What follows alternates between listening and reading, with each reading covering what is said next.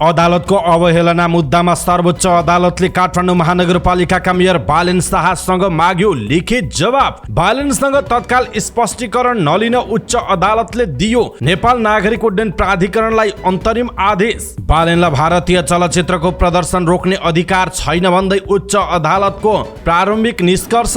ललिता निवास जग्गा प्रकरण अख्तियारले जगाएका कर्मचारी सिआइबी को अनुसन्धानमा। ललिता निवास प्रकरणमा अहिलेसम्म को समातिए यसको विषयमा पुरै जानकारी। ललिता निवास प्रकरणमा पक्राउ परेका मध्ये 3 जनालाई छोड्ने बारेमा छलफल। बकर ईदको अवसरमा असार 14 गते भोलि सार्वजनिक बिदा दिने सरकारको निर्णय। राष्ट्रिय स्वतन्त्र पार्टीको अवरोधपछि संसद बैठक स्थगित। जिल्ला निर्वाचन कार्यालय खारेज गरी निर्वाचनको निष्पक्षतामा जनविश्वास नहुने सभापति रवि लामिछानेको भनाई। जनतामा भ्रम छर्न राष्ट्रिय स्वतन्त्र पार्टीले संसद बैठक अवरोध गरेको नेपाली कांग्रेसका सांसद रामहरि खतिवडाको टिप्पणी। जिल्ला निर्वाचन कार्यालय खारेज गर्ने कुरा कांग्रेसले सोच्न नसक्ने कांग्रेस प्रमुख सचेतक रमेश लेखकको टिप्पणी। अहिले नै सरकार ढल्छ भन्नु अफवाह मात्रै रहेको सरकारकी प्रवक्ता एवं संचार तथा सूचना प्रविधि मन्त्री रेखा शर्माको जिकिर। सरकारद्वारा देशका विभिन्न 7 स्थानमा औद्योगिक ग्राम स्थापना गर्ने घोषणा। राष्ट्रपति प्रधानमन्त्री र संस्कृति मन्त्रीको संसदीय समिति बनाएर छानबिन गर्नुहोस् भन्दै एमाले सचिव योगेश भट्टराईको चुनौती।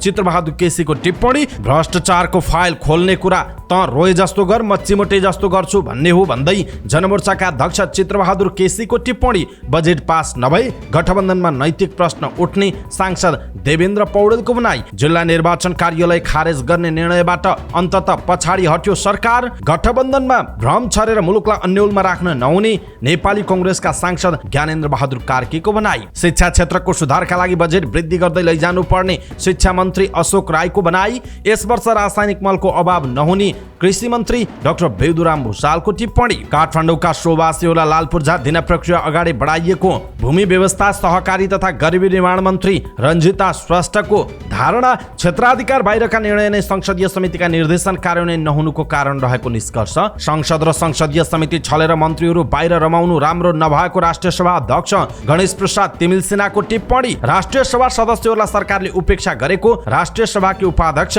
उर्मिला अर्यालको गुनासो। विधानको अन्तिम मसौदा बनाउन जनता समाजवादी पार्टीले बनायो समिति। संयुक्त राष्ट्र संघका उपमहासचिव लाइक्रोइक्स नेपालमा रक्षा मन्त्री र प्रधान सेनापतिसँग भेटवार्ता। आत्मग्लानी भयो भन्दै दाङ घोराई 8 का वडा अध्यक्षले दिए राजीनामा। 16औं योजनामा प्राकृतिक स्रोतको विवेकशील प्रयोगमा जोड दिने राष्ट्रिय योजना आयोगका उपाध्यक्ष मीनबहादुर श्रेष्ठको जिकिर। निजामती सेवामा आकर्षण बढाउन सरकारले आकर्षक प्याकेज ल्याउनु पर्ने लोकसेवा आयोगका अध्यक्ष माधव प्रसाद रेग्मीको भनाई। शेफ होक्सुङडुको गुम्बामा हतियारधारी समूहको लुटपाट स्थानीय त्रासमा। पछिल्लो समयको वर्षातका कारण पोखराको फेवाताल जलकुम्बीले ढाकियो। बोतल हान्ने युवकलाई गायक प्रकाश सपुतले दिए माफी। आयोजकले मुद्दा फिर्ता लिने। चिनिया धनाढ्य अलिबाबाका संस्थापक ज्याकमा काठमाडौँमा प्रधानमन्त्री पुष्पकमल दाहाल प्रचण्डसँग भेट्ने कार्यक्रम। मोबाइल चार्ज गर्ने क्रममा करेन्ट लागेर स्याङ्जामा 10 वर्षीय बालिकाको ज्यान गयो। शेयर बजार 57 अङ्कले बढेर 5 महिना यताकै उच्च बिन्दुमा 33 वटा कम्पनीको शेयरमा सर्किट लेभलमा कारोबार भयो। रुसका राष्ट्रपति पुटिन विरुद्ध होइन न्यायका लागि हामीले मार्च पास गरेका हौं भन्दै वाग्नर प्रमुख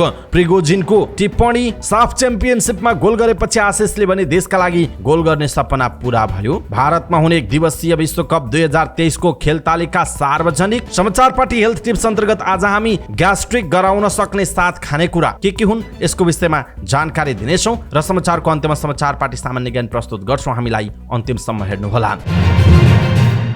दर्शक महानुभाव नमस्कार। समाचार पार्टी.com को न्यूज बुलेटिनमा यहाँलाई हार्दिक स्वागत छ। म प्रहलाद चन्द्र घिमिरे। आज मिति विक्रम सम्वत 2080 साल असारको 13 गते बुधबार स्पेसम्म सन् 2023 जुन 28 तारिक। आज असार शुक्ल दशमी। सदाको चाहिँ आज पनि हामी उपस्थित भएका छौँ आजका मुख्य समाचार, ब्रेकिङ न्यूज अपडेट लगायत तपाईँलाई काम लाग्ने हेर्नै पर्ने महत्त्वपूर्ण समाचारहरू लिएर। हाम्रो मेहनतका लागि यो भिडियोमा एउटा लाइक अवश्य गर्नुहोला। दर्शक महानुभाव पलपलको न्यूज अपडेट हेर्नका लागि हाम्रो च्यानललाई तपाईँले अहिलेसम्म सब्स्क्राइब गर्नुभएको छैन भने कृपया सब्स्क्राइब गर्नुहोस् अनि नजिकै आउने बेल आइकनलाई क्लिक गर्नुहोला। दैनिक रूपमा हेर्नुहुन्छ भने रेगुलर भनेर लेख्नुहोला। आज पहिलो चोटि हो भने फर्स्ट टाइम भनेर लेखिदिनुहोला। देशभित्रबाट हामीलाई हेरिरहनु भएको छ भने आफू रहेको गाउँ ठाउँ सहर जिल्लाको नाम लेख्नुहोला। विदेशमा हुनुहुन्छ भने कुन देशबाट हेरिरहनु भएको छ त्यो कुरा तलको कमेन्ट बक्समा कमेन्ट गर्नुहोला। आउनुहोस् दर्शक महानुभाव आजका मुख्य समाचार सुरु गरौँ।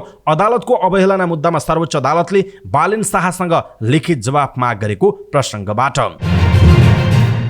अदालतको अवहेलना सम्बन्धी मुद्दामा सर्वोच्च अदालतले काठमाडौँ महानगरपालिकाका मेयर बालेन शाहसँग लिखित जवाफ मागेको छ। अधिवक्ता वर्षा कुमारी झाले दिएको निवेदनमा न्यायाधीश तिलप्रसाद श्रेष्ठको एकल इजलासले मंगलबार लिखित जवाफ मागेको हो। उच्च अदालत पाटनले भारतीय चलचित्र प्रदर्शन नरोक्न आदेश दिएपछि काठमाडौँ महानगरपालिकाका मेयर बालेन शाहले सार्वभौमिकता र स्वाधीनताको सवालमा कुनै पनि कानुन र अदालतलाई नमान्ने टिप्पणी गर्नुभएको थियो। त्यतिखेर उहाँले गरेको टिप्पणीले जनतामा आशा र जनताले हौसला दिएका थिए, बधाई दिएका थिए। यद्यपि कानुन र अदालतको अवहेलना गरेको भन्दै अदालतमा मुद्दा परेपछि सर्वोच्चले बालेनसँग लिखित जवाफ माग गरेको छ। यसप्रति तपाईको धारणा के छ? आफ्नो धारणा तलको कमेन्ट बक्समा कमेन्ट गर्नुहोला।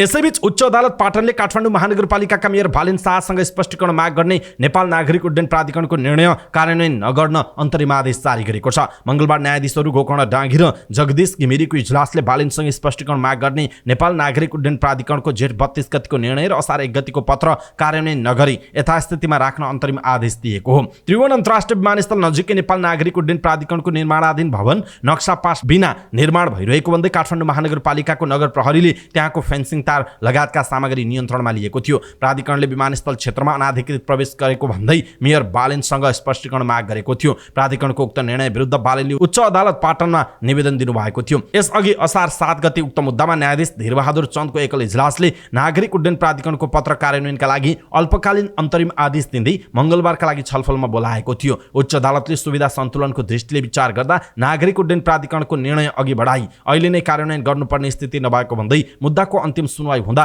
स्पष्टीकरणबारे निरूपण हुने बताएको छ। यसैबीच उच्च अदालत पाटनले काठमाडौँ महानगरपालिकाका मेयर बालेन शाहलाई भारतीय चलचित्र प्रदर्शनमा रोक लगाउने अधिकार नभएको प्रारम्भिक निष्कर्ष निकालेको छ। चलचित्र संघले दायर गरेको रिटमा न्यायाधीशहरू हरिप्रसाद पौडेल र नारायण प्रसाद पौडेलको इजलासले भारतीय चलचित्रको प्रदर्शनमा अवरोध नगर्न मेयर बालेनको नाममा अन्तरिम आदेश जारी गरेको छ। उच्च अदालतले आदिपुरुषमा समावेश भएको आपत्तिजनक शब्दको विषयलाई लिएर उक्त फिल्मका निर्माता बाहेकका अन्य फिल्म निर्माताहरूबाट निर्मित अनुमति प्राप्त भारतीय फिल्म प्रदर्शनमा रोक लगाउने अधिकार मेयर शाहलाई नभएको बताएको छ। स्थानीय सरकार सञ्चालन ऐन 2074 लगायत प्रचलित कानुनले अधिकार प्रदान गरेको नदेखिँदा प्रस्तुत निवेदनको अन्तिम टुङ्गो नलागेसम्म अनुमति प्राप्त भारतीय फिल्म प्रदर्शनमा रोक लगाउने कार्य नगराउनु उच्च अदालतको आदेशमा भनिएको छ।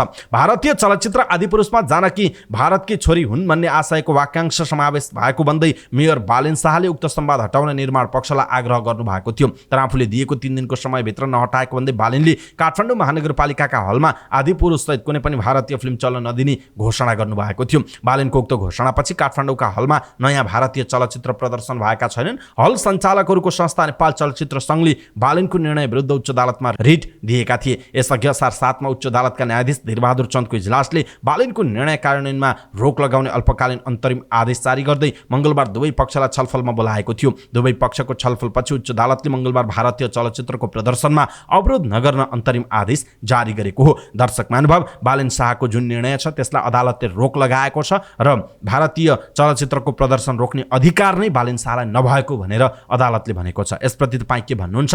कृपया कम्तीमा एउटा कमेन्ट तलको कमेन्ट बक्समा कमेन्ट गर्नुहोला। अनि पछिल्लो समय बालेन शाहले गरेका कामहरू तपाईँलाई कस्तो लाग्दैछ त्यो कुरा पनि तलको कमेन्ट बक्समा कमेन्ट गर्नुहोला।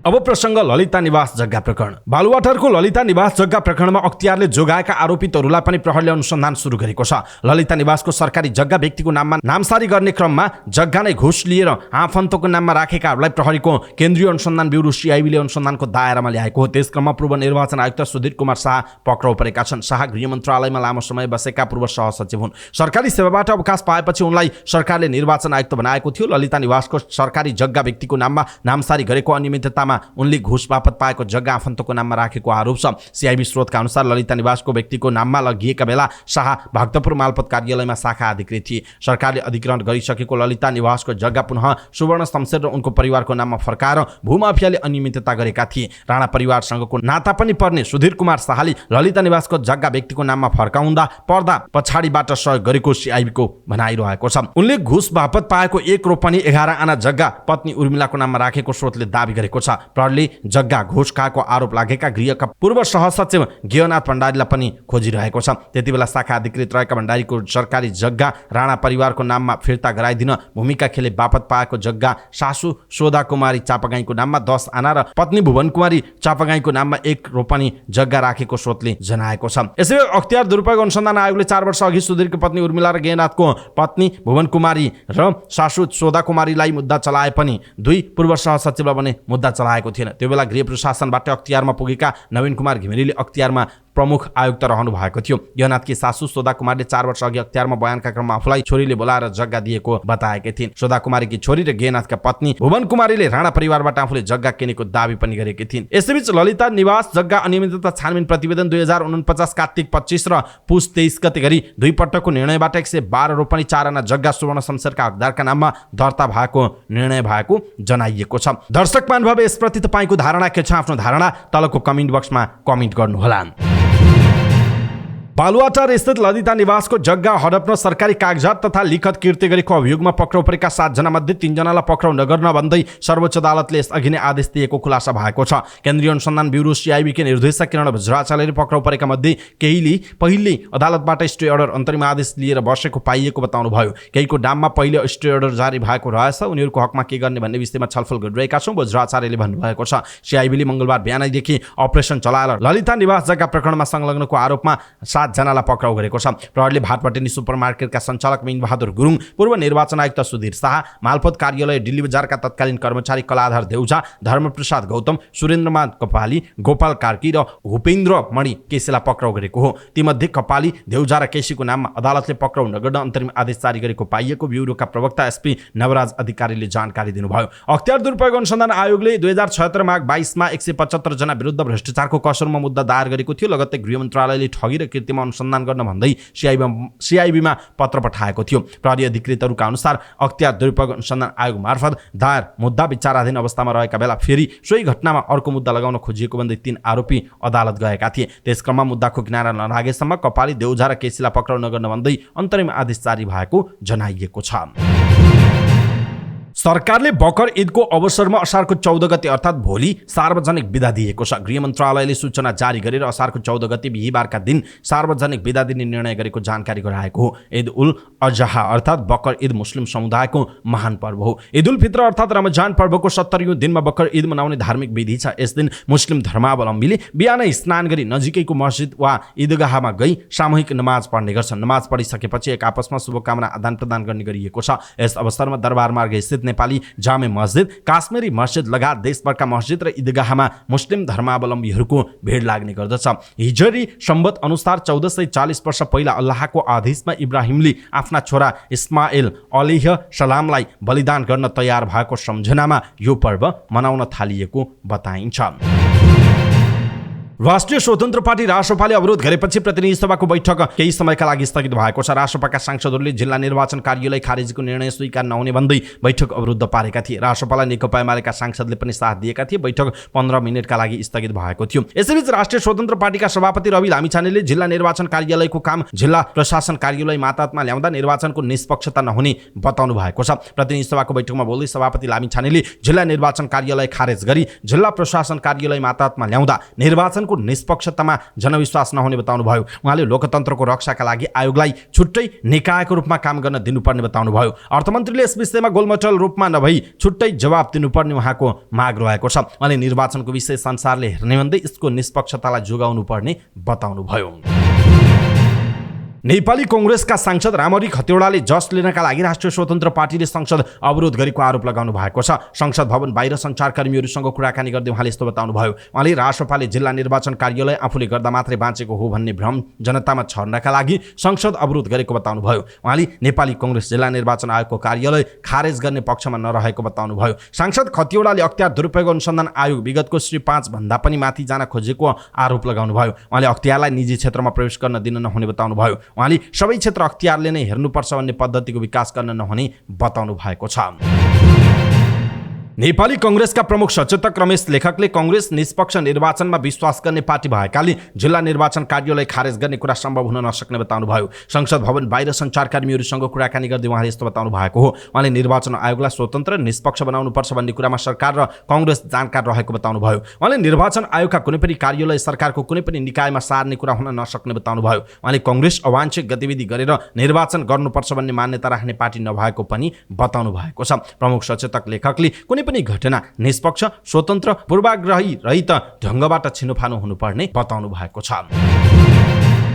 सञ्चार तथा सूचना प्रविधि मन्त्री रेखा शर्माले अहिले नै सरकार ढल्छ भन्नु अफवाह मात्रै भएको बताउनुभयो। मन्त्री परिषदले गरेका निर्णय सुनाउने क्रममा सञ्चारकर्मीहरूसँग प्रतिक्रिया दिँदै उहाँले यस्तो बताउनु भएको हो। उहाँले सरकार तत्काल ढल्नुपर्ने कुनै कारण नभएको भन्दै हल्ला चलाउने अफवाह मात्रै भएको बताउनुभयो। उहाँले वर्तमान सरकार मुलुकमा सुशासन कायम गर्ने प्रतिबद्धता अनुसार अगाडि बढिरहेको बताउनुभयो। उहाँले मुलुकलाई भ्रष्टाचार अन्त्य गरी सुशासन कायम गर्न दृढ भएर सरकार अगाडि बढेको अवस्थामा सरकार परिवर्तन हुने कुरा हल्ला मात्रै भएको बताउनुभयो। मन्त्री शर्माले बालुवाटार जग्गा प्रकरणमा सरकारले अध्ययन र अनुसन्धान गर्दा भेटिएका प्रमाणका आधारमा पक्राउ गरिएको बताउनुभयो। उहाँले सरकारले अनुसन्धान कुन तहसम्म पुर्याउने भन्दा पनि अनुसन्धानले जहाँ पुर्याउँछ त्यहाँसम्म पुग्ने बताउनु भएको छ। उहाँले बालुवाटार जग्गा प्रकरण लामो समयदेखि अनुसन्धानले प्रमाण पुर्याएको आधारमा अगाडि बढेको बताउनुभयो। उहाँले अनुसन्धान नगर्दा माथिल्लो तहका वा तल्लो तह जुनसुकै व्यक्ति दोषी देखिए पनि कारबाहीको दायरामा ल्याउने उहाँले बताउनु भएको छ।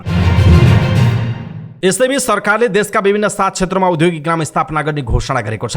मंगलबार बसेको मन्त्री परिषदको बैठकले देशका कालीकोटका केही नगरपालिका र गाउँपालिका गरी 7 स्थानमा औद्योगिक ग्राम स्थापना गर्ने निर्णय गरेको हो। मन्त्री परिषद बैठकपछि सञ्चारकर्मीहरूसँग मन्त्री परिषदका निर्णय सार्वजनिक गर्दै सरकारका प्रवक्ता तथा सञ्चार तथा सूचना प्रविधि मन्त्री रेखा शर्माले देशका विभिन्न 7 ठाउँमा औद्योगिक ग्राम बनाउने निर्णय गरेको बताउनुभयो। उहाँले सरकारले नेपाल दूरसञ्चार प्राधिकरणको बजार व्यवस्थापन सदस्यको रूपमा नवराज अधिकारीलाई नियुक्त गरेको पनि बताउनुभयो। उहाँले देशका विभिन्न ठाउँबाट औद्योगिक ग्राम स्थापनाका लागि प्रस्ताव आएकाले उद्योग वाणिज्य तथा आपूर्ति मन्त्रालयको प्रस्तावमा यस्तो निर्णय गरिएको बताउनुभयो। नेकपा एमालेका सांसद एवं सचिव योगेश कुमार भट्टराईले देश आवधिक निर्वाचनको दिशामा गइसकेको बताउनुभयो। संसद भवन परिसरमा सञ्चारकर्मीहरूसँग कुराकानी गर्दै उहाँले यस्तो बताउनुभयो। उहाँले जिल्ला निर्वाचन कार्यालयलाई जिल्ला प्रशासन कार्यालय ल्याउनुले सरकारको मनसाय स्पष्ट हुने बताउनुभयो। उहाँले निर्वाचनमाथि अंकुश लगाउने मनसायबाट सरकारले जिल्ला निर्वाचन कार्यालय, जिल्ला प्रशासन कार्यालयको मातहतमा राख्न खोजेको बताउनुभयो। उहाँले सरकारले दुग्ध विकास बोर्ड, कपास विकास समिति र तथ्याङ्क विभागको कार्यालय खारेज गर्नु षड्यन्त्रपूर्ण रूपमा आएको दावी गर्नुभएको छ। सचिव भट्टराईले पशुपतिनाथ मन्दिरको जलहरीमा नाम नलेखिएको दावी गर्दै ताम्रपत्रमा नाम लेख्नु सामान्य विषय भएको बताउनुभयो। उहाँले प्रधानमन्त्री पुष्पकमल दाहाल, पूर्व प्रधानमन्त्री एवं नेपाली कांग्रेसका सभापति शेरबहादुर देउवाले उद्घाटन गरेका भवन पुलहरूमा नाम लेखिएको छ भन्दैमा भत्काउन जाने हो भन्दै प्रश्न गर्नुभयो। उहाँले जलहरी प्रकरणमा संसदीय समितिले छानबिन गर्नुपर्ने माग उठेको भन्दै राष्ट्रपतिको संयोजकत्वमा प्रधानमन्त्री र संस्कृति, पर्यटन तथा नागरिक उड्डयन मन्त्री सहितको 3 सदस्यीय संसदीय छानबिन समिति बनाएर छानबिन गर्न आग्रह गर्नुभयो। उहाँले राष्ट्रपति पनि संसदको अंग भएकाले उक्त समितिले पनि निष्पक्ष छानबिन गर्न नसके माओवादी लडाकु ल्याएर छानबिन गराउन उहाँले आग्रह गर्नुभयो। सांसद भट्टराईले ललिता निवास जग्गा प्रकरणको छानबिन स्वतन्त्र र निष्पक्ष रूपमा हुनुपर्ने बताउनुभयो।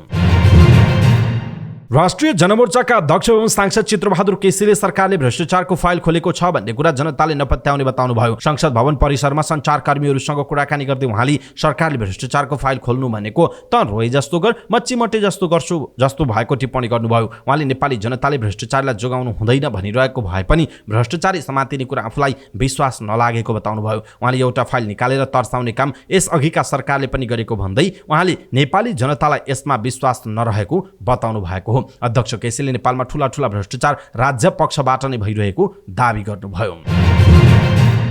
नेकपा माओवादी केन्द्रका सांसद देवेन्द्र पौडेलले बजेटलाई आवश्यकता अनुसार सच्याएर भए पनि पास गर्ने बताउनु भएको छ। संसद भवन बाहिर सञ्चारकर्मीहरूसँग प्रतिक्रिया दिँदै सांसद पौडेलले यस्तो बताउनु भएको हो। उहाँले संसदबाट बजेट पास नहुँदा गठबन्धनमा नैतिक दबाव पर्ने भएकाले गठबन्धनले जसरी भए पनि बजेट पास गर्ने बताउनु भयो। उहाँले सरकार बजेटका विषयमा प्रश्न उठेका विषयमा कानुनी रूपमा सच्याएर अगाडि बढ्ने, बजेट पास हुने वातावरण बनाउने बताउनु भएको छ। उहाँले बजेट संशोधन हुन नसक्ने नहुने भन्दै आयोजना तथा योजनामा बजेट रकमान्तर गरेर भए पनि बजेट पास गर्नुको विकल्प नभएको बताउनुभयो। उहाँले गठबन्धनभित्रका केही सांसदहरूले बजेटमा असन्तुष्टि जनाए पनि बजेट पास हुने दावी गर्नुभयो। उहाँले बजेट पास भएपछि पनि वर्तमान गठबन्धनको सरकार कायम रहने बताउनु भएको छ। उहाँले बाहिर हल्ला आए जस्तो गठबन्धनमा रहेका दलले सरकार छोड्ने अर्को समीकरण बनाउने निर्णय नगरेको बताउनुभयो। उहाँले कांग्रेस एमालेको समीकरण बन्ने कुरा हल्ला मात्रै भएको बताउनु भएको छ। जिल्ला निर्वाचन कार्यालयहरू खारेज गर्ने बजेटको घोषणाबाट सरकार पछाडि हटेको छ। विपक्षी दलहरूले संसद नै अवरुद्ध गरेपछि अर्थमन्त्री डाक्टर प्रकाश शरण महतले प्रतिनिधि सभाको रोस्टरमा उभिएर बजेटको वक्तव्यमा खारेज गर्ने भनिएको जिल्ला निर्वाचन कार्यालयहरू कायमै राख्ने प्रतिबद्धता व्यक्त गर्नुभयो। बुधबार आर्थिक वर्ष 2080-81 को बजेट पास गर्ने तयारी छ। यसको अघिल्लो दिन हिजो अर्थसहित 5 मन्त्रालयको विनियोजन विधेयक अन्तर्गत विभिन्न शीर्षकमा सांसदहरूले उठाएको जवाफ दिने कार्यसूची थियो। तर संसदको बैठक सुरु हुनासाथ राष्ट्रिय स्वतन्त्र पार्टीका सांसदहरू उठी सभामुख देवराज घिमिरेले समय दिएपछि रासोपाका प्रमुख सचेतक सन्तोष परियारले जिल्ला निर्वाचन कार्यालयलाई खारेज गरेर जिल्ला प्रशासन कार्यालयका इकाइका रूपमा राख्ने बजेटको घोषणा खारेज हुनुपर्ने बताउनु भयो। उहाँ बोलिसक्न साथ रासोपाका सांसदहरू उठे। सभामुखले यसबारे सरकारले उचित समयमा छलफल र निर्णय गर्ने विश्वास व्यक्त गर्दै बैठक चलाउन सहयोग माग्नुभयो। तर एमाले र रासोपाका सांसदहरू सहमत भएनन्। त्यसपछि सभामुखले बोल्न दिने भन्दै एमाले सांसद सूर्य थापालाई समय दिनुभयो। त्यस्तै गरी राष्ट्रिय स्वतन्त्र पार्टीका सांसद एवं सभापति रवि लामिछानेले समय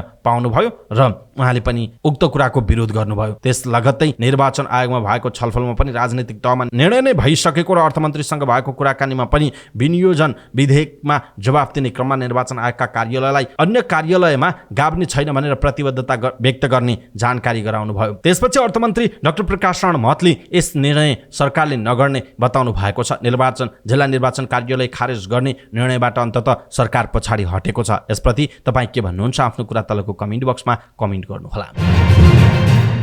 नेपाली कांग्रेसका सांसद ज्ञानेन्द्र बहादुर कार्कीले वर्तमान सत्ता गठबन्धनमा भ्रम छरेर मुलुकलाई दुविधामा राख्न नहुने बताउनु भएको छ। संसद भवन बाहिर सञ्चारकर्मीहरूसँग कुराकानी गर्दै उहाँले यस्तो बताउनु भयो। उहाँले वर्तमान सत्ता गठबन्धन 5 वर्ष नै चल्ने र अहिले गठबन्धन लयमा रहेको बताउनु भयो। उहाँले यही गठबन्धनले 5 वर्षमा देशलाई राजनीतिक स्थिरता दिएर मुलुकलाई आर्थिक दिशामा अग्रसर बनाउनु पर्ने बताउनु भयो। उहाँले इतिहासले दिएको जिम्मेवारी र चाहना जनताको चाहना अनुसार गठबन्धन चलिरहेको बताउनु भयो। शिक्षा विज्ञान तथा प्रविधि मन्त्री अशोक कुमार राईले मुलुकको शिक्षा क्षेत्रको सुधारका लागि बजेट वृद्धि गर्दै लैजानुपर्ने बताउनु भएको छ। प्रतिनिधि सभाको बैठकमा शिक्षा विज्ञान तथा प्रविधि मन्त्रालयको विनियोजन शीर्षकमाथिको छलफलमा सांसदहरूले उठाएका प्रश्नको जवाफ दिने क्रममा उहाँले सो आवश्यकता ल्याउनु भएको हो। मन्त्री राईले शिक्षा क्षेत्रको सुधारका लागि उपलब्ध बजेटको उच्चतम प्रयोग गर्ने प्रतिबद्धता समेत व्यक्त गर्नु भएको छ। उहाँले विद्यालय शिक्षालाई गुणस्तरीय बनाउने, प्राविधिक शिक्षाको पहुँच विस्तार तथा सबलीकरण र उच्च शिक्षालाई अनुसन्धानमूलक बनाउने कार्यमा सरकारले प्राथमिकताका साथ काम गरिरहेको बताउनु भएको हो। कृषि तथा पशुपक्षी विकास मन्त्री डाक्टर बेदुराम भुसालले यस वर्ष धानका लागि रासायनिक मलको अभाव नहुने बताउनु भएको छ। प्रतिनिधि सभा बैठकमा बोल्दै मन्त्री भुसालले यस वर्ष धानका लागि आवश्यक पर्ने रासायनिक मल अभाव नहुने बताउनु भएको हो। हाल देशभरका कृषि सामग्री कम्पनी र साल ट्रेडिङ कर्पोरेसनका डिपोहरूमा 78,422 मेट्रिक टन मल मौजदात रहेको उहाँले बताउनु भयो। उहाँले असार महिनाको अन्त्यसम्ममा थप 45,000 मेट्रिक टन र श्रावण महिनाभित्र थप 75,000 मेट्रिक टन रासायनिक मल प्राप्त हुने पनि बताउनु भयो। मन्त्री भुसालले आगामी आर्थिक वर्षका लागि रासायनिक मल खरिदका लागि 30 अर्ब रुपैयाँ रकम सुनिश्चित गरिएको पनि बताउनु भएको छ। यसैबीच मन्त्री भुसालले लम्पी स्किन रोग नियन्त्रणका लागि सरकारले सम्भव भएसम्मका कामहरू अगाडि बढाइरहेको जानकारी दिनुभएको छ। भूमि व्यवस्था सहकारी तथा गरिबी निवारण मन्त्री रञ्जिता श्रेष्ठले काठमाडौँका सोवासीहरूलाई जग्गा धनी पूर्जा दिने प्रक्रिया अगाडि बढाइसकिएको जानकारी दिनुभयो। प्रतिनिधि सभाको बैठकमा बोल्दै मन्त्री श्रेष्ठले काठमाडौँमा कमैया जीवन बिताउन बाध्य धेरै मूलवासी नेवारहरू रहेको भन्दै उनीहरूलाई लाल पूर्जा वितरण गर्ने प्रक्रिया अगाडि बढाइएको बताउनु भयो। उहाँले भूमिहीनहरूलाई जग्गाको लाल पूर्जा दिन राष्ट्रिय भूमि आयोगले 77 वटै जिल्लामा काम गरिरहेको पनि बताउनु भयो। संसदीय समितिले दिएको निर्देशन कार्यान्वयन नहुनुमा समितिले क्षेत्राधिकारभित्र बसेर निर्देशन नगर्नु प्रमुख कारण रहेको पाइएको छ। दिगो विकास तथा सुशासन समितिको बैठकमा समितिको निर्देशन कार्यान्वयनको बारेमा नीति अनुसन्धान प्रतिष्ठानबाट गरिएको अध्ययन प्रतिवेदन यस्तो पाइएको हो। समितिको बैठकमा बोल्दै संविधानविद खिमलाल देवकोटाले संसदीय समितिले दिने गरेका निर्देशन कानुनी नहुनुको कारणमा समितिले क्षेत्राधिकारभित्र बसेर निर्देशन नगर्ने गरेको पाइएको बताउनु भयो। उहाँले चर्चाको विषयलाई कुनै पनि समितिले छलफल गरेर निर्देशन दिइहाल्ने परिपाटी रहेको बताउनु भयो। उहाँले निर्णय गाम्भीर्यता र गुणस्तर पनि हुन नसक्नु पनि निर्देशन कार्यान्वयन नहुनुको अर्को कारण भएको बताउनु भयो। उहाँले निर्णय गर्ने तर कार्यान्वयन भए नभएको अनुगमन नगर्ने साथै निर्देशन कार्यान्वयन गर्नेहरूको तत्परताले पनि निर्देशनहरू कार्यान्वयन हुन नसकेको बताउनु भएको हो। राष्ट्रिय सभा अध्यक्ष गणेश प्रसाद तिमिलसिनाले मन्त्रीहरू संसद र समितिका बैठकबाट तर्किने गरेको बताउनु भएको छ। राष्ट्रिय सभा अन्तर्गतको दिगो विकास तथा सुशासन समितिको बैठकमा बोल्दै उहाँले यस्तो बताउनु भयो। उहाँले निर्देशन कार्यान्वयन गर्ने कार्यपालिका समितिको निर्देशन सुन्न नपरोस्, संसदमा सकेसम्म जान नपरोस् भनेर तर्किने गरेको बताउनु भयो। उहाँले समितिले दिएका निर्देशनहरू सकेसम्म कार्यान्वयन गर्न नपरोस् भन्ने प्रविधि मन्त्रीहरूमा बढी हावी हुने गरेको उल्लेख गर्नुभयो। उहाँले सांसदहरू मन्त्री बनिसकेपछि संसदीय समितिमा आउने उत्सुकता हराउँदै जाने उल्लेख गर्नुभयो। उहाँले संसद र संसदीय समिति छलेर साना बाहिरी काममा रमाउने प्रवृत्ति संसदीय प्रणालीका लागि राम्रो नभएको पनि बताउनु भयो। राष्ट्रिय सभा उपाध्यक्ष उर्मिला अर्यालले राष्ट्रिय सभा सदस्यहरूलाई सरकारले उपेक्षा गरेको बताउनु भएको छ। राष्ट्रिय सभा अन्तर्गतको दिगो विकास तथा सुशासन समितिको बैठकमा बोल्दै उहाँले प्रतिनिधि सभाका सांसदहरूलाई सरकारले संसदीय क्षेत्र पूर्वाधार विकास कार्यक्रम अन्तर्गत 5 करोड दिने निर्णय बजेटबाट गरेको भए पनि राष्ट्रिय सभा सदस्यहरूलाई भने कुनै कार्यक्रम नल्याएर विभेद गरेको बताउनु भयो। उहाँले राष्ट्रिय सभा सदस्यहरू प्रदेश र स्थानीय तहसम्म जोडिने भएकाले राष्ट्रिय सभा सदस्यलाई पनि कुनै कार्यक्रम ल्याएर संलग्न गराउनु पर्ने बताउनु भयो। उहाँले विभेदपूर्ण कामलाई संसदीय समितिमा बसेर छलफल गरी निष्कर्षमा पुर्याउनु पर्ने बताउनु भएको छ। जनता समाजवादी पार्टी जसपाले विधान अधिवेशनमा आएका सुझावहरूलाई समेटेर विधानको अन्तिम मसौदा तयार पार्न समिति बनाएको छ। 3 दिनसम्म चलेको अधिवेशनमा धेरैले पार्टीमा 70 वर्ष उमेर हद नराख्न सुझाव दिएका थिए। संघीय परिषद बारे पनि प्रश्न उठेको एक नेताले जानकारी दिएका छन्। आएका सुझावलाई समेटेर विधानको अन्तिम मसौदा तयार पार्न 6 सदस्यीय विधान समिति प्रमाणीकरण समिति बनेको छ, जसमा अध्यक्ष उपेन्द्र यादव, नेताहरू राजेन्द्र श्रेष्ठ, रकम चेम्जोङ, लालबाबु राउत, सुशीला श्रेष्ठ र दिपेन्द्र झा रहेको जनाइएको छ। संयुक्त राष्ट्रसङ्घका शान्ति स्थापनाका लागि काम गर्ने उपमहासचिव जिन पिरे लाइक्रोइक्स 4 दिने भ्रमणका लागि नेपाल आइपुगेका छन्। नेपाल आइपुगेका उपमहासचिव लाइक्रोइक्सलाई उपरथी योगराज शर्मा परराष्ट्र मन्त्रालयका प्रतिनिधिले त्रिभुवन अन्तर्राष्ट्रिय विमानस्थलमा स्वागत गरेका छन्। त्यस लगत्तै उपमहासचिव लाक्रोइक्सले उपप्रधान तथा रक्षा मन्त्री पूर्णबहादुर खड्कालाई शिष्टाचार भेट गरेका हुन्। भेटका क्रममा रक्षा मन्त्री खड्काले अन्तर्राष्ट्रिय शान्ति स्थापना गर्ने कार्यमा संयुक्त राष्ट्रसङ्घसँग सहकार्य गर्न पाएकोमा खुसी व्यक्त गर्दै संयुक्त राष्ट्रसङ्घबाट भएको निरन्तर सहयोगका लागि धन्यवाद व्यक्त गरेका थिए। खड्काले नेपाल र संयुक्त राष्ट्रसङ्घ बीच घनिष्ठ सम्बन्ध रहेको, नेपालले संयुक्त राष्ट्रसङ्घको अन्तर्राष्ट्रिय शान्ति स्थापना कार्यमा सक्रियतापूर्वक सहभागी हुँदै आएको र महासचिवले अगाडि बढाएको प्रति नेपाल सरकार प्रतिबद्ध रहेको जनाइएको छ। सो अवसरमा शान्ति मिसनहरूको सुरक्षा वातावरण चुनौतीपूर्ण हुँदै गइरहेको स्थितिमा नेपालले निशर्त रूपमा संयुक्त राष्ट्रसङ्घको आह्वानमा निरन्तर रूपमा शान्ति सैनिकहरू खटाइरहेकोमा नेपाल सरकार र नेपाली सेनाको प्रशंसा पनि गरेका थिए।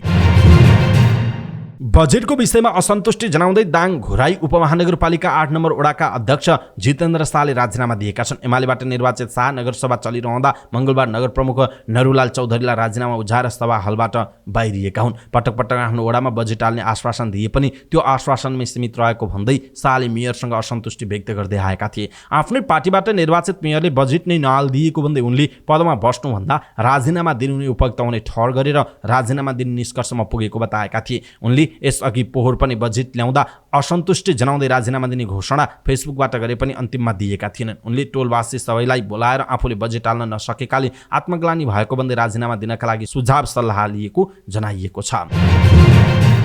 राष्ट्रिय योजना आयोगका उपाध्यक्ष मीनबहादुर श्रेष्ठले 16औं योजनामा वातावरण संरक्षणको ग्यारेन्टी गरी प्राकृतिक स्रोतको विवेकशील प्रयोगमा जोड दिने बताउनु भएको छ। मंगलबार राष्ट्रिय योजना आयोगमा आयोजना भएको पत्रकारहरूसँग 16औं योजनाको विषयका छलफल कार्यक्रममा बोल्दै उपाध्यक्ष श्रेष्ठले यस्तो बताउनु भयो। उहाँले मुलुक धनी बन्नका लागि मुलुकभित्र भएका प्राकृतिक स्रोतहरूको प्रयोग गर्नुपर्ने भन्दै आगामी 16औं योजनामा प्राकृतिक स्रोतको विवेकशील प्रयोगलाई जोड दिने योजना रहेको बताउनु भएको हो। उहाँले अहिलेसम्म नेपालको कमी कमजोरी मुलुकमा जमिन, वन, जंगल, ढुङ्गा, गिटी, बालुवा र पानीको उचित प्रयोग गर्न नसक्नु भएको बताउनु भयो। उहाँले नेपालले मुलुकभित्र रहेका प्राकृतिक स्रोतको उचित लाभ लिन सक्नुपर्ने भन्दै भुटान, भारत तथा इटलीले त्यसको प्रयोग गरेको बताउनु भयो। उहाँले अन्य देशले प्राकृतिक स्रोतको वातावरण संरक्षण गर्दा हुने तर नेपालले गर्न नहुने भन्ने नभएको बताउनु भयो। उहाँले आगामी 16औं योजनाको प्राकृतिक स्रोतहरूको विवेकशील प्रयोग गर्ने गरी र वातावरण नबिग्रने गरेर लाभ लिने गरी योजना बनाउने बताउनु भएको छ।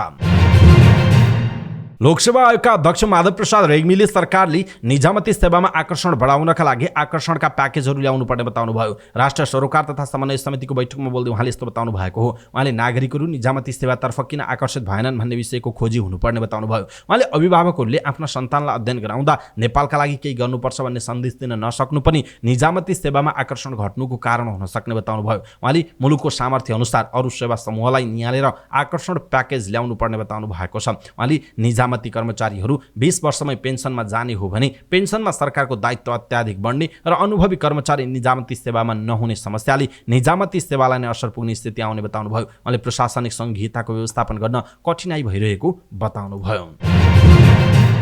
हतियारधारी समूहले डुल्पाको शेफोक्सुन्डोमा लोटपाट गरेको छ। शेफोक्सुन्डो गाउँपालिका वडा नम्बर 4 मा रहेको देछेन लाभराङ गुम्बा र 3 नम्बरमा रहेको चखाङ गुम्बामा हतियारधारी समूह प्रवेश गरेर लुटपाटमा चाहेको जनाइएको छ। मध्यरातमा हात हतियारसहित गाउँ पसेको उक्त समूहले गुम्बाहरूमा रहेका मूर्ति लगायतका पुरातात्विक सम्पदाहरू लुटेर फरार रहेको शेफोक्सुन्डो गाउँपालिकाका अध्यक्ष धावा समढुक गुरुङले जानकारी दिनुभयो। अध्यक्ष गुरुङका अनुसार 2वटा गुम्बा बद्दी चखाङ गुम्बा सार्वजनिक र देछेङ लाभराङ गुम्बा व्यक्तिगत गुम्बा हो। हतियारधारीहरूले दुईवटै गुम्बाहरूबाट मूर्ति, पूजाका सामान, गरगहना र नगद समेत लुटेर लगेको जनाइएको छ। पछिल्लो केही दिन यता भइरहेको वर्षापछि पोखराको फेवाताल जलकुम्भीले ढाकिएको छ।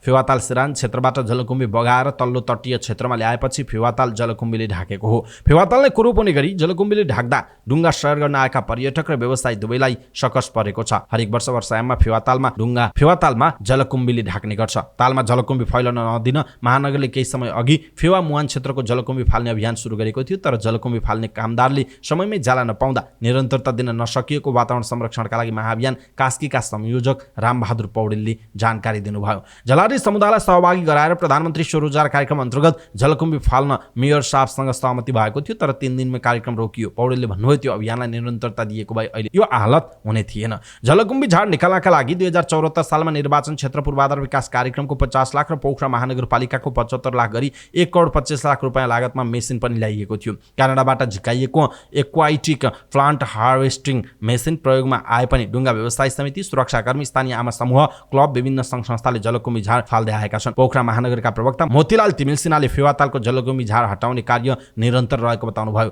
उहाँले ताल सफाई गर्न महाअभियान नै चलाएर जलकुम्भी हटाइने बताउनुभयो।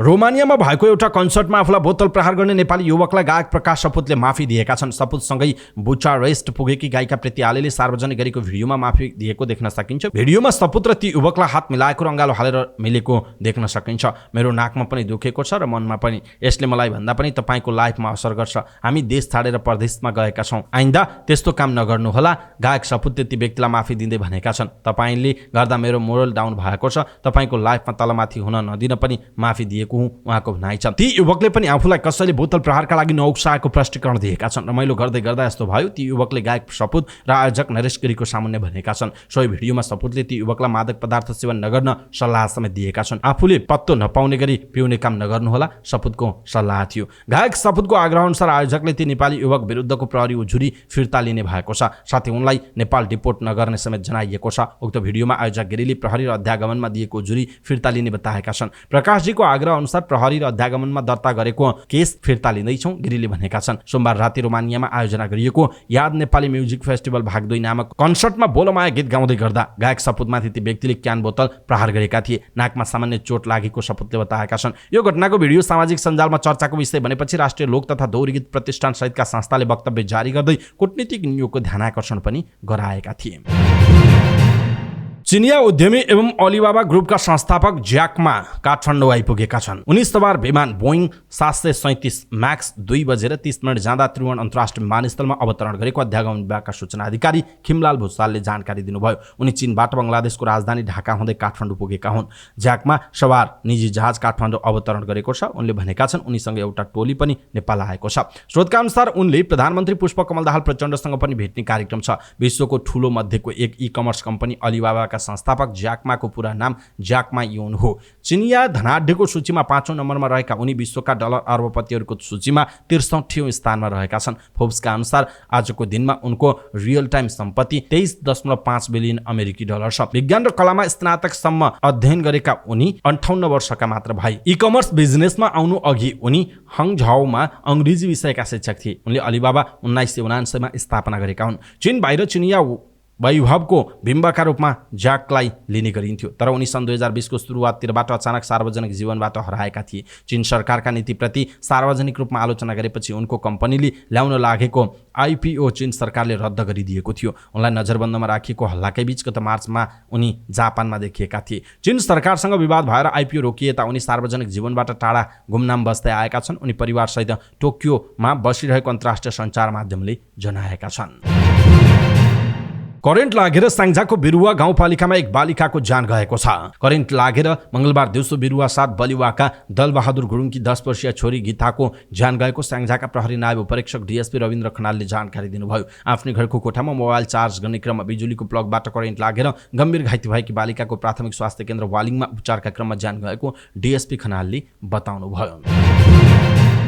शेयर बजार 5 महिनाका यताको उच्च बिन्दुमा पुगेको छ। शेयर बजार परिसूचक नेप्से मङ्गलबार 56.94 अङ्कले बढेर 2186.36 बिन्दुमा पुगेको हो। यसअघि गएको माघ 15 गते नेप्से 2192 बिन्दुमा पुगेको थियो। उत्पादन, व्यापार र निर्जीवन बीमा समूहको शेयर सामान्य घटे पनि अरू सबै समूहको शेयर बढेको छ। लघुवित्त समूहको शेयर उच्च अङ्कले उकालो लागेको छ। 275 वटा कम्पनीका 1,31,07,000 किता शेयर 5 अर्ब 47 करोड 62 लाख रुपियाँमा कारोबार भएको छ। सबैभन्दा धेरै स्वावलम्बन लघुवित्त वित्तीय संस्थाको 25 करोड 12 लाख रुपियाँको शेयर किनबेच भएको छ। त्यस्तै मङ्गलबार 33 वटा कम्पनीको शेयर 10% बढेर सर्किट लागेको छ। त्यसमध्ये 30 वटा लघुवित्त कम्पनी छन्। समग्रमा बजार बढेको दिन सिक्लेस हाइड्रो पावर कम्पनीको शेयर झन्डै 4% घटेको छ।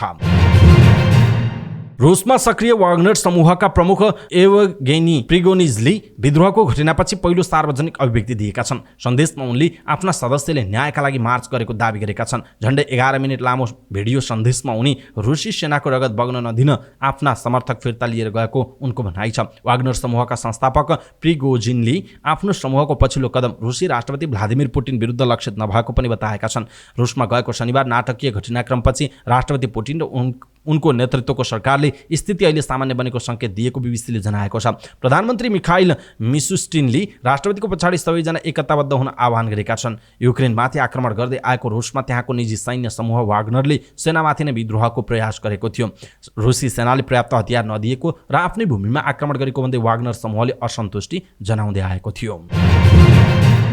साफ च्याम्पियनसिप 2023 को आफ्नो अन्तिम खेलमा पाकिस्तान विरुद्ध नेपालले 1-0 को जित दिलाउन आशिष चौधरीले निर्णय गरे। बेंगलुरु स्थित कान्तिराव स्टेडियममा भएको खेलमा विजयी गोल गरेपछि 22 वर्षीय आशिषले नेपालका लागि गोल गर्ने सपना पूरा भएको बताए। बेन्चबाट खेल सुरु गरेका आशिष दोस्रो हाफको सुरुमै आवास लामिछानेको स्थानमा मैदानमा प्रवेश गरेका थिए। उनले 80 मिनेटमा लकेन लिम्बुको पासमा गोल गर्दै नेपाललाई अग्रता दिलाएर त्यही गोलमा नेपालले जारी साफमा पहिलो जित निकालेको हो। सुरुवाती दुई खेलमा कुवेतसँग 3-1 र भारतसँग 2-0 ले पराजित हुँदै साफबाट बाहिर सकेको नेपालले सान्तवना जित सहित प्रतियोगिता सकाएको छ। नेपालले पाकिस्तानमा साफमा 15 वर्षपछि हराउँदा नायक नै आशिष रहेका छन्। मोरङको हरैँचाका आशिषले गत वर्ष काठमाडौँमा भएको बङ्गलादेश विरुद्धको मैत्रीपूर्ण खेलबाट नेपालका लागि डेब्यू गरेका थिए।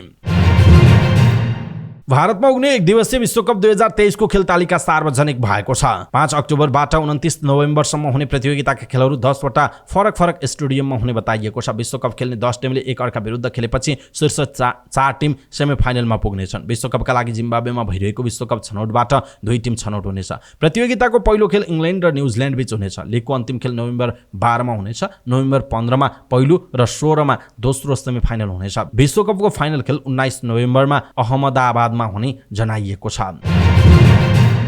समाचार पार्टी न्यूज बुलेटिनमा पालो भएको छ समाचार पार्टी हेल्थ टिप्स। आजको समाचार पार्टी हेल्थ टिप्समा हामीले 7 खानेकुरा जसले ग्यास्ट्रिक गराउन सक्छ भन्ने विषयवस्तुमा जानकारी दिनेछौँ। हामीलाई अन्तिम समय हेर्नु होला र सबै नेपालीहरू माझ पुर्याउनका लागि यो हेल्थ टिप्स आफ्नो फेसबुक, ट्विटर लगायतका सामाजिक सञ्जालमा शेयर गर्न नबिर्सिनु होला। पछिल्लो समय स्वास्थ्यलाई भन्दा स्वादलाई केन्द्रमा राखेर खानेकुरा खाँदा ग्यास्ट्रिकको समस्याबाट पीडित हुनेको संख्या बढिरहेको छ। प्रशोधित र प्याकेट बन्द खानेकुराले ग्यास्ट्रिक सम्बन्धी समस्या बढ्दै गएको हामी सुन्छौँ। तर के साँच्चै खराब खानपानले ग्यास्ट्रिक हुन्छ त? कोक, फान्टा, ड्यू जस्ता पेय पदार्थ, कोकोकोला, फान्टा, ड्यू, स्प्राइट जस्ता पेय पदार्थमा हुने ग्यास र एसिडले ग्यास्ट्रिकको समस्या निम्त्याउँछ। त्यस्तै अर्को चिया कफीमा हुने क्याफिनले भोक कम लाग्ने, डकार धेरै आउने र पेटमा दुखाइको महसुस हुने गर्छ। चुरोट तथा सुर्तीजन्य पदार्थले पनि ग्यास्ट्रिकको समस्या निम्त्याउँछ। चुरोट र सुर्तीमा हुने विभिन्न खालका रसायनले ग्यास्ट्रिकको समस्या ल्याउँछ। त्यस्तै अर्को हो रक्सी। रक्सी खायो भने एसिड बढी निस्कन्छ जसले गर्दा ग्यास्ट्रिक गराउँछ। रक्सीको धेरै सेवनले ग्यास्ट्रिक मात्र होइन कलेजोको समस्या पनि निम्तिन सक्छ। त्यस्तै अर्को समस्या आलु चिप्स जस्ता तेलमा तारेको वा धेरै चिल्लो खानेकुराले पनि ग्यास्ट्रिकको समस्या हुन्छ। साथै बार्बिक्यू पोलेको खानेकुराले पनि ग्यास्ट्रिक गराउँछ। त्यस्तै अर्को बासी खानेकुरा। कुनै खानेकुरालाई धेरै दिन फ्रिजमा राखेर तताएर खाइयो भने त्यसले ग्यास्ट्रिकको समस्या हुन्छ। साथै होटलमा धेरै दिनदेखि तयार पारेर बनाइएको खानेकुरा र प्याकेट बन्द खानेकुराले पनि ग्यास्ट्रिकको समस्या बढाउन सक्छ। त्यस्तै अर्को हो बट्टामा खाँदेको अचार। बट्टामा खाँदेको अचारमा मसला र तेल धेरै हालिएको हुन्छ। यसको अत्याधिक सेवनले पेट फुल्ने, दुख्ने र आन्द्रामा घाउ समेत हुन सक्दछ। कस्ता खानाले किन ग्यास्ट्रिक हुन्छ? धेरै चिल्लो, पिरो, मसलेदार खानेकुरा खानाले खाना नली हुँदै आमाशयमा जान्छ र सबैभन्दा पहिला पेट पोल्न थाल्छ र खाना पच्न नै गाह्रो हुन्छ। चुरोट, रक्सी, चिया, कफी अनि यसको धेरै सेवनले आन्द्रा तथा आमाशय बिस्तारै सुनिएर ग्यास्ट्रिकको समस्या र पेटमा घाउ नै पनि हुन सक्छ। ग्यास्ट्रिकबाट बच्न कस्ता खानेकुराहरू खाने? फाइबर पाचन तन्त्रका लागि एकदमै उपयोगी हुन्छ। त्यसैले सिमी, आलमन्ड, ओखर, तिल, स्ट्रबेरी जस्ता फाइबरयुक्त खानेकुराहरू ग्यास्ट्रिकबाट बच्नका लागि लाभदायक हुन्छ। त्यस्तै हरियो सागपात, सबै प्रकारका तरकारी, फलफुल, माछा, बोसोरहित मासु ग्यास्ट्रिकका बिरामीका लागि महत्त्वपूर्ण खाना हुन्। यी खानामा प्रशस्त मात्रामा पौष्टिक तत्त्व पाइने हुनाले पेट र आन्द्रामा भएको सङ्क्रमणलाई समेत यसले कम गर्छ। दर्शक महानुभाव, आज हामीले यहाँहरूलाई ग्यास्ट्रिक गराउन सक्ने खानेकुराहरू र कस्ता खानेकुराहरूले ग्यास्ट्रिकबाट बच्न सक्छ अथवा ग्यास्ट्रिकबाट बच्न कस्तो खाना खाने भन्ने विषयवस्तुमा केही हेल्थ टिप्स प्रस्तुत गऱ्यौँ। तपाईँलाई कस्तो लाग्यो आफ्नो कुरा तलको कमेन्ट बक्समा कमेन्ट गर्नुहोला र सबै नेपालीहरू माझ पुर्याउनका लागि यो भिडियोलाई आफ्नो फेसबुक, ट्विटर लगायतका सामाजिक सञ्जालमा सेयर गर्न नबिर्सिनुहोला।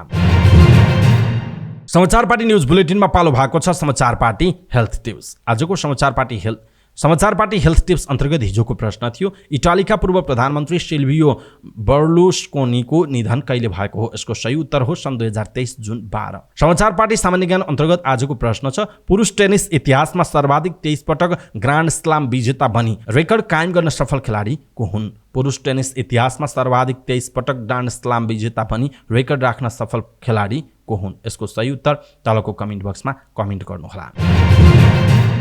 अवस्था दर्शक महानुभाव, आजका महत्त्वपूर्ण समाचारहरू, ब्रेकिङ न्युजहरू यति नै। हामीले प्रस्तुत गरेका समाचारहरूप्रति तपाईँको धारणा के छ? आफ्नो धारणा तलको कमेन्ट बक्समा कमेन्ट गर्नुहोला। हाम्रो मेहनतका लागि यो भिडियोमा एउटा सानो लाइक अवश्य गर्नुहोला। दर्शक महानुभाव, पलपलको न्युज अपडेट हेर्नका लागि हाम्रो च्यानललाई तपाईँले अहिलेसम्म सब्सक्राइब गर्नुभएको छैन भने कृपया सब्सक्राइब गर्नुहोस् अनि नजिकै आउने बेल आइकनलाई क्लिक गर्नुहोला। समाचारपार्टी.com को न्युज बुलेटिन आज साँझ 6 बजी लिएर फेरि हामी उपस्थित हुनेछौँ। पलपलको न्युज अपडेट हेर्नका लागि समाचारपार्टी.com हेर्दै गर्नुहोस्। नमस्कार।